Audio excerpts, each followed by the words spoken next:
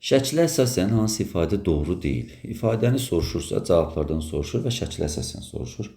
Deməli, mineral duzların miqdarı B çoxdur A-dan, A da çoxdur C-dən. Gəlin mineral duzların miqdarını biz yazaq, sonra orada dediyini tapa bilərik. Yaxşı, biz bilirik ki, ən az olan B-də olacaq. Çünki böyrəyə daxil olan arteriyada ən çox olacaqdır. Belə deyək, çox olacaqdır burada. Yəni burada çoxdur. C artıq sidik yaradıbsa, sidik cövhəri deməli qatılığı sidiyin tərkibində, son sidiyin tərkibində daha da çox olurdu.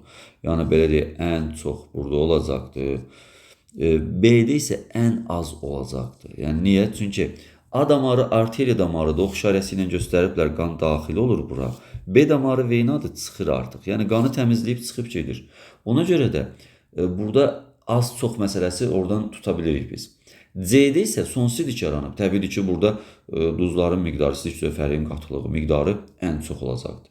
Nəysə, biz baxsaq A variantına, mineral duzların miqdarı B-də çoxdur deyirsə əgər, yəni burada ən azdır. Ona görə də bu səhvdir elə.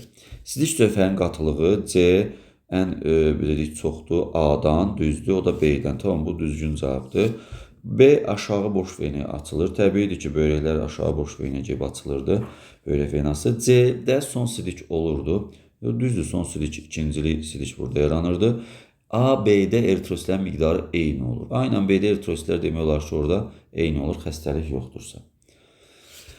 Deməli, düzgün olmayan cavab dediyi üçün mineral duzların miqdarı B, A, C kimi olan səhvdir.